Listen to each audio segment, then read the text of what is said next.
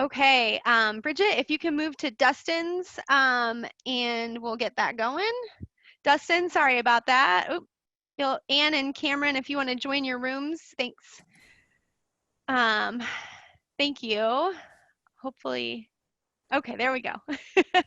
All right, Dustin, sorry. I know each week we're getting longer and longer in the main room and squeezing you, so apologize for that, but I know you're really great at pacing. So Yeah, well, I'll try and get through this as quickly as possible. And the whole goal of this is we've had a lot of questions, and honestly, Brianna, it might make sense, next week to do this in a longer setting and get people, because I know okay, we're getting a ton of questions about, okay. okay, I'm getting people back to work. Well, what does that mean? Mm-hmm. And the thing that we've really seen as we've walked through with people is, you have a multitude of different things that you have to balance. First and foremost, and I thought it was great, the last speaker from the Y talking about, the difference of what he's having to do between Warren County and Polk County. And I actually live in Warren County, so I'm getting to see that and how people are responding to a difference in the moving, what seemingly daily moving regulatory targets. That's Mm-hmm. something you have to stay on top of as you open up your businesses, as you open up your nonprofits. The other thing you're having to deal with is, despite what we do, despite what the governor does, despite what our federal delegation does, you're just going to have politics in these moments, and we're a very divided country. And in fact, I'm running some webinars today for some politicians, and we don't have comments, and that's not for the politicians to stay out of the comments. We just know that people have a very differing opinion. You're going to have employees that are very anxious to get out of the house and get to work and not feel threatened, and you're going to have other employees who are going to feel much more hesitant and anxious about getting back. And you have to determine and come up with a plan as to how you're going to address that, and be sensitive to the differences in your employees, and know fully that returning to work is not returning back to normal as you've seen it in March.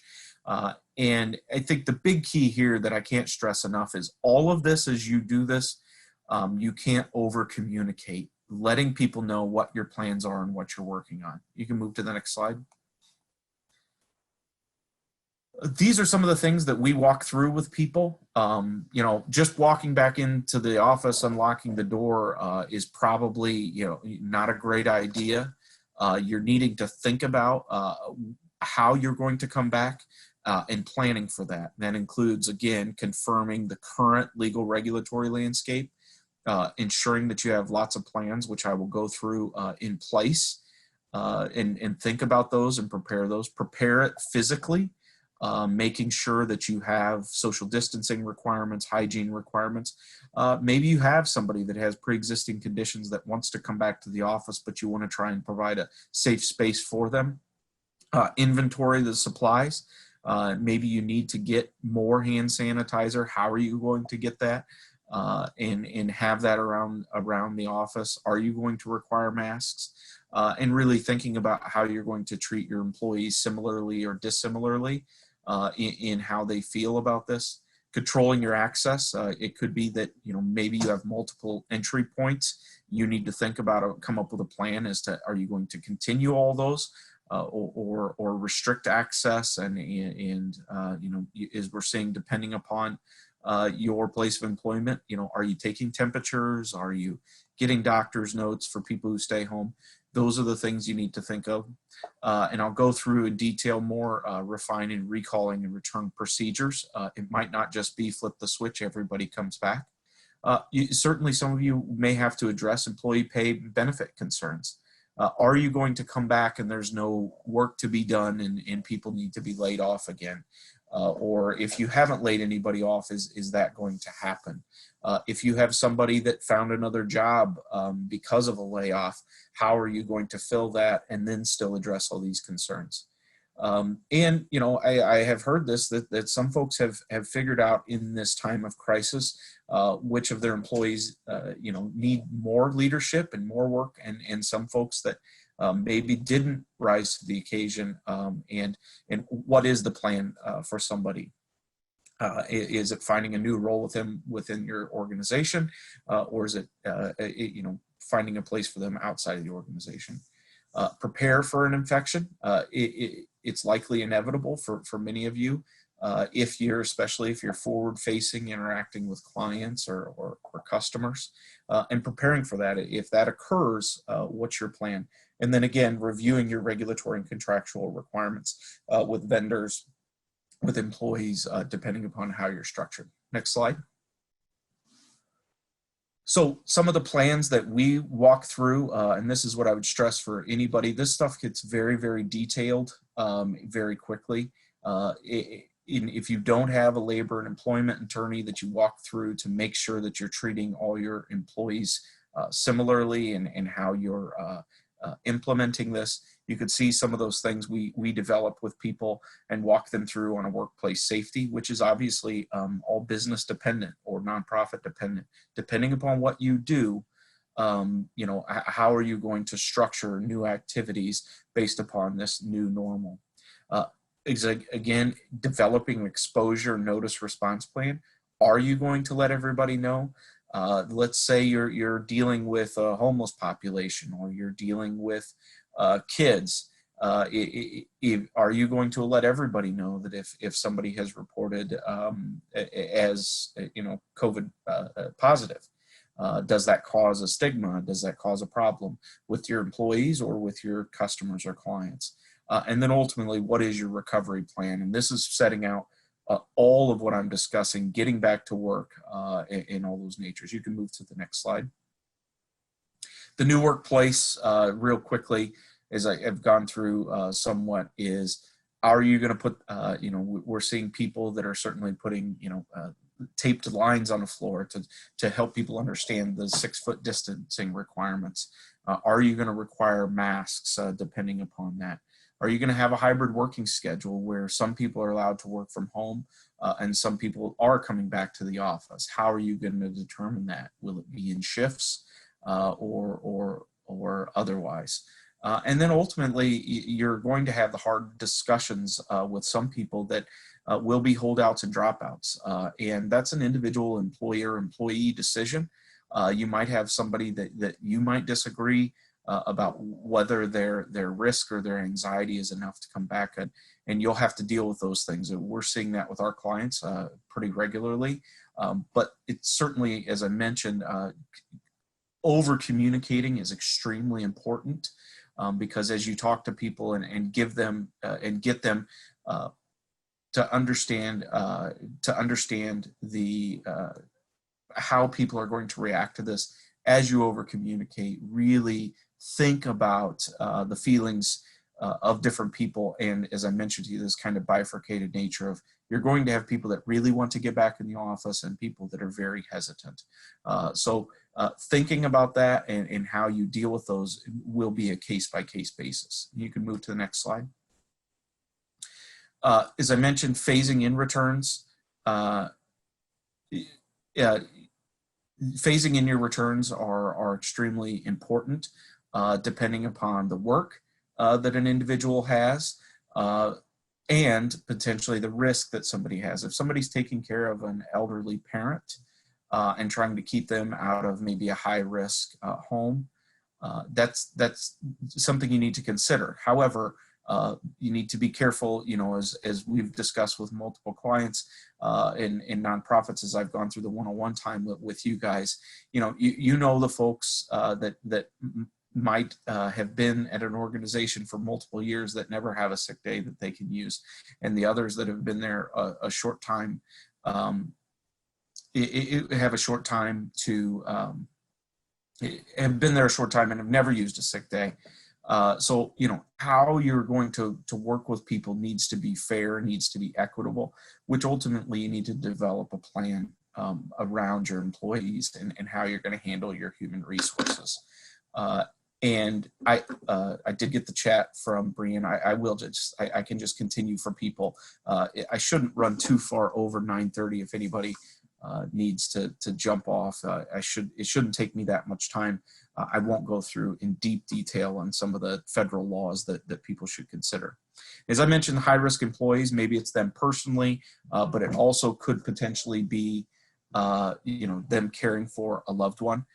And are you going to provide enhanced protections for them if you do need them back in the office? And then always, when you get back into the office, ultimately, you're going to, when you get back to the office, sorry, 18-month-old disrupted a little bit. When you get back to the office, you're going to have to review all of this. Once you look at your plans, you may have to determine that you need to make changes and structural changes. Next slide, please. Here's some forms that we work through with people and our clients. What is the notice? What is the notice that you're going to provide for people? I will tell you, from our firm and with our clients, we were constantly over the previous weeks talking about and extending, week by week, and giving people notice, exposure notice. As I mentioned to you, how is that going to be handled from a client standpoint and from an employee standpoint? Those are things that we work through with people, which is all, again, business, nonprofit dependent. An exposure response checklist. If you have an exposure, what is the plan? These are things that we work through so that people look at it systematically, and then some other checklists. You can move to the next slide. And these are real questions that you're going to have to determine. Certainly one of my favorite people down here where I live is a local restaurant owner. And when he was allowed to be back open, he really had to go, weigh this discussion and do I want to bring people back in to my restaurant or not? And this, you're going to go through those same discussions. Is it responsible based upon your makeup of employees, your makeup of clientele? You're going to have to determine what is best for you and balance these two discussions. For some organizations, you've done fine working from home for the last 6 or 7 weeks, and is that something that you just extend, through a few more weeks till you determine? However, there might be things that you need to get back in and do. Whether it's PPP requirements from an SBA loan, whether it's just survival of the organization, you need to get back in and do some of those revenue generating things just so the organization survives. Maybe you've seen a huge dip in your productivity that being at home actually it has a massive impact to your organization and you're just not getting the work done. And certainly access to equipment. It could be that you have equipment that needs to be utilized and you need multiple people to run it. That's something that might need to bring it back. And for some people, honestly, just getting out of the house. And that's where that phased in approach could be. It's not that you flip the switch and you have to be in the office for 40 hours. It could be that you're going in phases of time in a day or days in a week, or structured where people are moving in sort of shifts, just to get people out of the house as people feel more and more, have more and more cabin fever. And then why would you stay at home? Again, productivity, if you're not seeing a dip and it doesn't require a forward-facing office organization, then it's certainly something you may want to stay at home. And as I said, individual health and personal needs, it could be that since your kids are out of school, if you have a lot of people with underlying health conditions, these are all things that you're going to have to consider. Next slide. And here's the part that I won't go through in detail today, but these are some of the federal laws that we have to walk through with people that all take individual plans. We put these up here because ultimately folks should consider, and they won't be applicable to all of you, but ultimately, Occupational Safety and Health Act governing workplace health and safety, we're seeing more of an uptick, interestingly enough, during this time of OSHA inspections and questions. Obviously, you're going to have a lot of interaction on the work comp area. What does this mean? And ultimately, are you having to fight claims? And this also is in the balance of your workforce development, unemployment claims as well. And then ultimately, if you do have someone that doesn't want to come back to work, are you going to face a potential claim on a wrongful termination clause or something otherwise? Especially these are some of the things you have to worry about and think about if you're treating employees differently based upon their circumstances. Next slide. The thing that we did see change through these congressional relief packages, the major one is the Families First Coronavirus Response Act. This made changes to paid sick leave and FMLA. Typically, FMLA and these two things only applied to organizations with 500 plus. These changes in the FFCRA actually apply to all employers. So it's something that we've spent a lot of time getting people ready for. But the emergency paid sick leave is specifically, the nice thing of this is they are COVID-19 primarily focused. So ultimately, the changes are, even if somebody is requesting these absences or sick leave, it needs to be COVID responsive. And anybody that would be interested in that, we can go through in detail with them as to how you document that. And there are also tax implications too that we could go through. On the FMLA side, there's no changes, continues to be unpaid and for any serious health condition. Next slide.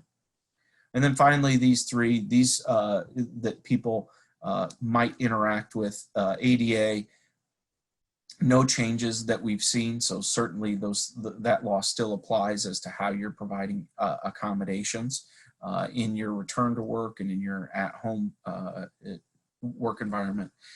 Any of you dealing with thinking about taking temperatures, asking health-related questions in your return to work, you're going to, even though you may not be a healthcare provider that would be very aware of HIPAA and, essentially, those forms you sign at the doctor's office about health information. If you start taking temperatures and asking health-related questions, that can be information that can be covered under these laws, and it's just something to keep in mind. And then bringing the Fair Labor Standards Act, this is again how you're treating the difference between non-exempt and exempt employees as you're phasing back in. In final slide. Those are extremely brief overview of very complicated laws, but ultimately what we say every week is I really hope that you take the Community Foundation United Way up on the offer to, if you have further questions about this, make sure to reach out and set up a one-on-one time and we can walk through some of these things. Absolutely. Well, thank you. And you did it with a toddler, like Yeah. in tow. So I know, thank you. We acknowledge that we're working with some tiny coworkers these days. Yes. So it's all good.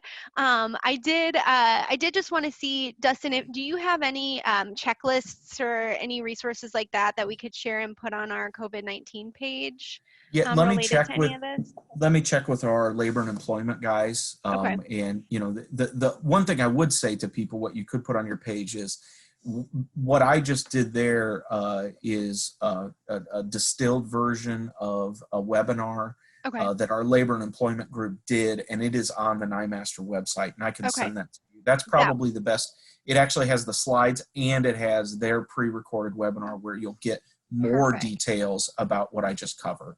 I will go ahead and send that out in our recap message to Yeah. everybody too. I think that would be excellent. Really appreciate that. And I've been getting notes here that our friends in the breakout rooms have been enjoying a few extra minutes as well. So Dustin, I will release you for today. And I think Okay. we'll just remind everybody to get in touch with you as these complexities, as they're sort of moving from, oh my gosh, PPP mode to, oh my gosh, HR mode. You are a great resource. Your team is great resources. And so I will just transition transition into some final notes for this group Yeah. here, and I'll broadcast to everybody that I'll be closing the meeting at 9:40. And so, yeah, so you will find recordings from all of our community circles and these follow-up resources on our COVID-19 page. I've been trying to get those emails out, within a day.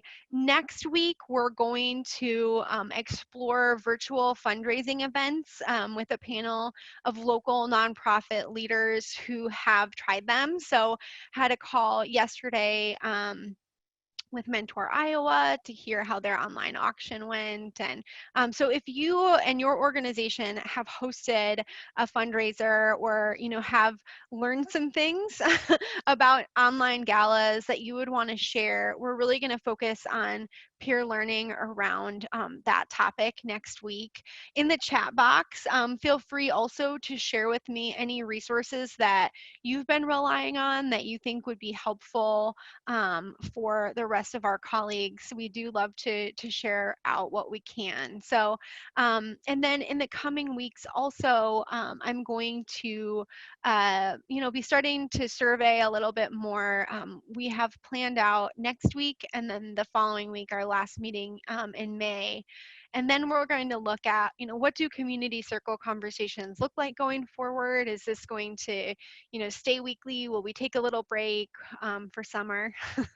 Or, can we help facilitate other organizations and leaders coming together to talk, in more specific areas around youth summer engagement opportunities or, disability services? Can we help you facilitate conversations with your peers and kind of that close collaborative work group? So when we did our nonprofit survey last fall, opportunities for collaboration really rose to the top as one of the main things you all were looking for. So can we keep the conversation that we've started and the camaraderie we've started in community circles going and kind of leverage it into that collaboration zone maybe? So we'll look at what that will look like. Please feel free, send me a private message or add to the chat box. I will turn off my video and mute, and then we'll close the meeting at 9:40 for those who are still in the breakout rooms. Thanks.